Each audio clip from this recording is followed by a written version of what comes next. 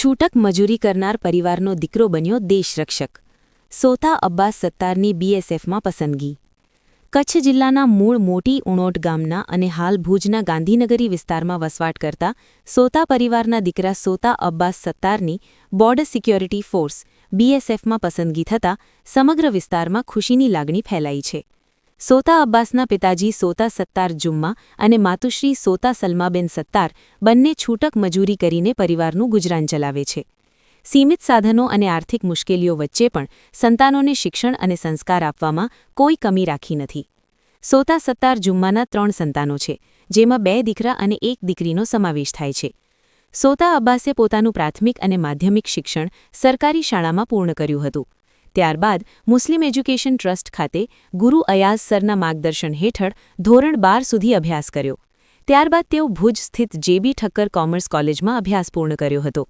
સામાન્ય પરિવારમાંથી આવીને દેશ સેવાની ભાવના સાથે બીએસએફમાં પસંદગી પામનાર સોતા અબ્બાસ આજે અનેક યુવાઓ માટે પ્રેરણારૂપ બન્યા છે.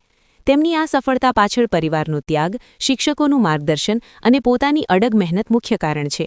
સોતા અબ્બાસની બીએસએફમાં પસંદગી થતાં પરિવારજનો, સગા સંબંધીઓ અને વિસ્તારના લોકો દ્વારા અભિનંદન અને શુભેચ્છાઓનો વરસાદ વરસી રહ્યો છે. નમસ્કાર મિત્રો, કચ્છ કાનૂન ક્રાઇમ ન્યૂઝ ચેનલમાં આપનું હાર્દિક સ્વાગત છે. મિત્રો, આપણે વાત કહીએ ને કે દેશ માટે કંઈક કરવું, ભાગ્ય જે કોઈના કરમ હોય છે, કોઈના વડીલોના આશીર્વાદ હોય છે, ત્યારે જ આપણે દેશ માટે કંઈક કરવાની પ્રેરણા મળતી હોય છે. અને આપણા ગુરુ પણ એવા સક્ષમ હોય છે, જેમના ગુરુ જ્ઞાન મેળવીને આપણે દેશ માટે કંઈક કરી શકવા માટે આગળ આવતા હોઈએ છીએ. મિત્રો, એક નાનકડા પરિવારમાંથી તમને અત્યારે દ્રશ્ય બતાવીશ. આ મારા પાછળનું જે દ્રશ્ય છે, એક નાનકડા પરિવારમાંથી મૂળ ગામ ઉણોટના છે, પણ હાલ ભુજ રહી રહ્યા છે. એ સતત છૂટક મજૂરી કરીને પોતાના દીકરાને એજ્યુકેશન આપી, દેશ માટે કંઈક કરવાની પ્રેરણા આપી હાલ ભારતીય સેના એટલે કે બીએસએફમાં પસંદગી પામ્યા છે. અને પોતાના માંદરે વતન કચ્છ ભુજમાં જ્યાં સ્થાયી છે, મૂળ ગામ ઉણોટ છે માંડવી તાલુકાનું, પણ હાલ ભુજમાં રહી રહ્યા છે. અને ભુજમાં પરિવારને મળવા આવ્યા છે 20-25 દિવસની રજા ઉપર. એમની સાથે આપણે મુલાકાત કરશું કે આ પ્રેરણા તમને ક્યારથી મળી ને આ પ્રેરણા પાછળ ગુરુ તમારા કોણે તમને જ્ઞાન આપ્યું છે. તો સૌપ્રથમ આપનું સ્વાગત છે અમારા ન્યૂઝ ચેનલમાં. ખાસ કરીને વાત કરવામાં આવે તો તમારું નામ શું છે અને કઈ ફોર્સમાં સિલેક્ટ થયા છો, પ્રેરણા ક્યાંથી મળી? મારું નામ સોતા અબ્બાસ સત્તાર છે. હું બોર્ડર સિક્યોરિટી ફોર્સમાં પસંદગી પામ્યો છું. મને પ્રેરણા સૌપ્રથમ એનસીસીમાં મારા જે ગુરુ હતા આયાઝ સર જાખરા સાહેબ અને ઇકબાલ સર અને ફારૂક સર, એ 3 મને સતત માર્ગદર્શન કરતા હતા. એમના વતી હું આજે અહીં પહોંચી શક્યો છું. મારા ગુરુ, હું એમનો સતત આભાર માનું છું કે હંમેશા મને ગમે જગ્યાએ હેલ્પ કરવામાં મદદરૂપ થયા છે. ચોક્કસથી આ આર્મીમાં ભારતની ફોર્સમાં સિલેક્ટ થવું નાની વાત નથી. એમના માટે તમારો સર્કલ પણ કેવી રીતના હશે, તમે ટ્રેન કેવી રીતના કરશો, ટ્રેનિંગ કેવી રહી હશે, તમે શું કહેશો? ટ્રેનિંગના પળો કેવા હતા? ટ્રેનિંગના પળો તો જોવા જઈએ તો બહુ એકદમ જોરદાર હતા. શરૂઆતમાં થોડા 2-3 મહિના એમ કઠિન લાગતું હતું, પછી ડેલી રૂટીન જેવું થઈ ગયું હતું. સમજ્યા? એકદમ ફોર્સનું એકદમ ડિસિપ્લિન વાઇઝ બધું પ્રોપર રીતે. એમાં શું બધું ટાઈમિંગનું મેનેજમેન્ટ કરવાનું હોય, બાકી એકદમ ડિસિપ્લિન જોઈએ એમને. જી ચોક્કસથી. તમારા જેવા નવયુવાનો છે, એમને તમે શું સલાહ આપશો, શું સૂચન આપશો?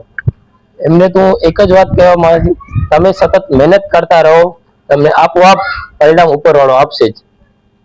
જી ચોક્કસથી. સિલેક્ટ થયેલા યુવાને આપણે એને હવે જવાન તરીકે કહીશું, કેમ કે દેશના જવાન છે. એમણે કહ્યું સતત મહેનત કરતા રહો, 100% તમને પરિણામ મળશે. આપણે એમના પિતાજી પણ આપણી સાથે જોડાઈ ગયા છે, એમની પાસેથી આપણે થોડો જાણવાનો પ્રયત્ન કરશું. તમારો દીકરો દેશના ગૌરવ આપે એવા ફોર્સમાં સિલેક્ટ થયો છે, પસંદગી પામ્યો છે. તમે શું કહેશો, કેવી ગર્વની લાગણી અનુભવી રહ્યા છો? બોલો, તમે શું કહેશો? છોકરો તમારો સિલેક્ટ થયો છે દેશની ફોર્સમાં. આનંદ થઈ ગયો. શું કહેશો? છોકરો સિલેક્ટ થયો છે, હવે દેશ માટે કંઈક કરવા માટે જશે, દેશની સુરક્ષાને એક સ્થાન મળશે, એક આમનાથી ગૌરવ પણ મળશે. તમે શું શીખાશો? બહુ ખુશી થશે મને. આપ શું કરો છો? મજૂરી કરું છું. અચ્છા, ક્યાં મજૂરી કરો છો, શું કરો છો, કેવી રીતના છોકરાને કેવી રીતના ભણાવ્યો હતો? ભણાવી છે છોકરાને મુસ્લિમ એજ્યુકેશન.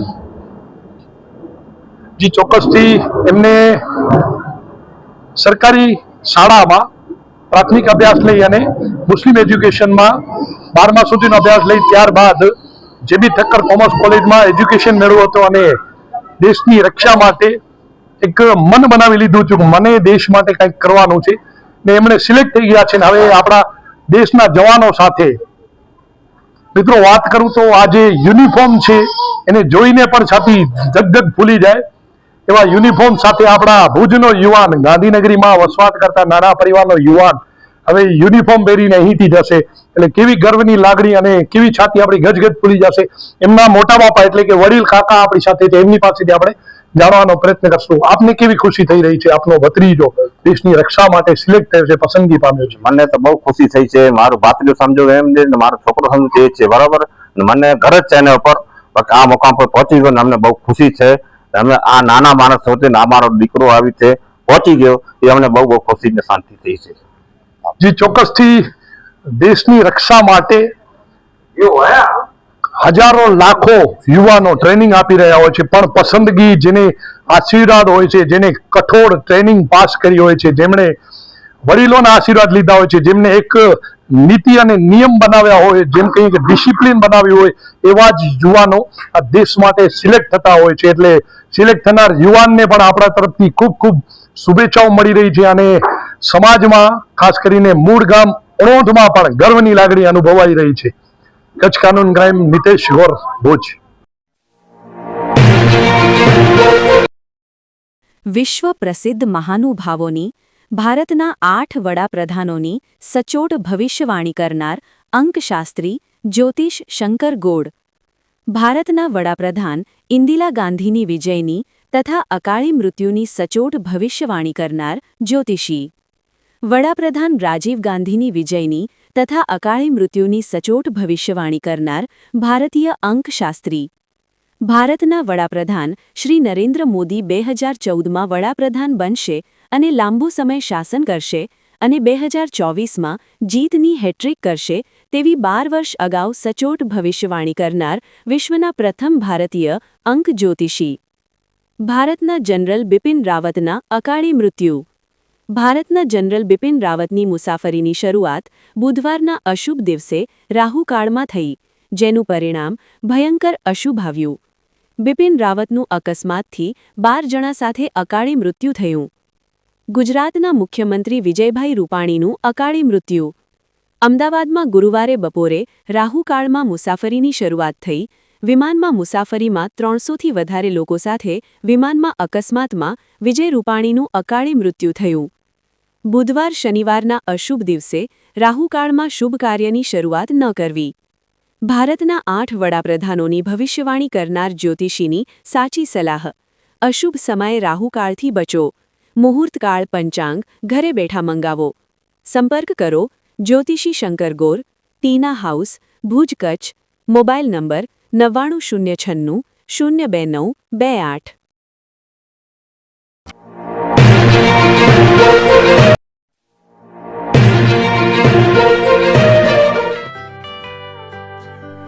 મુંબઈમાં ખૂબ જ જાણીતું નામ એટલે બોમ્બે સ્ટીલ. અહીંથી તમને મળશે ઘર વપરાશના તમામ વાસણો, હોટેલવેર, કેટરિંગને લગતી દરેક પ્રકારની વસ્તુ હાજર સ્ટોકમાં. Dinner set, mixer, pressure cooker તેમજ દરેક પ્રકારના સ્ટીલના અવનવા વાસણો ખરીદવા માટે વિશ્વાસપાત્ર સ્થળ. સાથે વાસણોની ફેન્સી વેરાયટીઓ હાજર સ્ટોકમાં. મુલાકાત લ્યો Bombay steel exclusive showroom.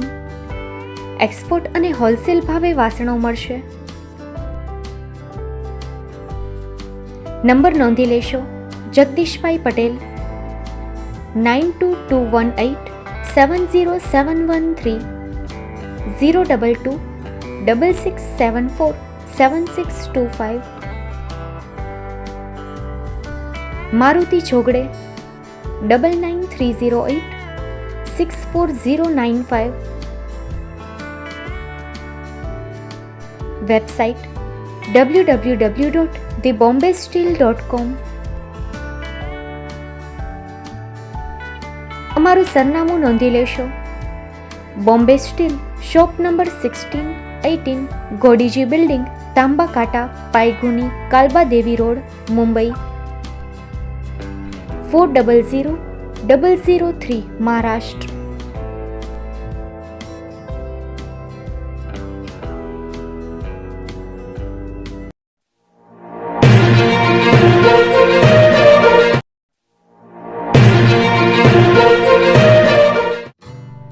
Shri Pratham saris and langa department, designer studio. આપના શુભ લગ્ન પ્રસંગોને યાદગાર બનાવતું એકમાત્ર Shri Pratham saris and langa department. Exclusive showroom. અહીંથી તમને મળશે fancy bridal chaniya choli, cider chaniya choli, readymade gown, fancy dress materials and readymade dress તેમજ અનેક અલગ અલગ વેરાયટીઓનો ખજાનો. મુંબઈ દાદરમાં વિશ્વાસપાત્ર સ્થળ. અમારું સરનામું નોંધી લેશો. Shop number 5-6 and room number 11-12-123, Hariram mansion, bank of મહારાષ્ટ્રની સામે, દાદા સાહેબ ફાલ્કે રોડ, દાદર ઈસ્ટ, મુંબઈ, મહારાષ્ટ્ર. સંપર્ક કરો વિપુલભાઈ જે વ્યાસ. Mobile number 9769781930, 9082438586.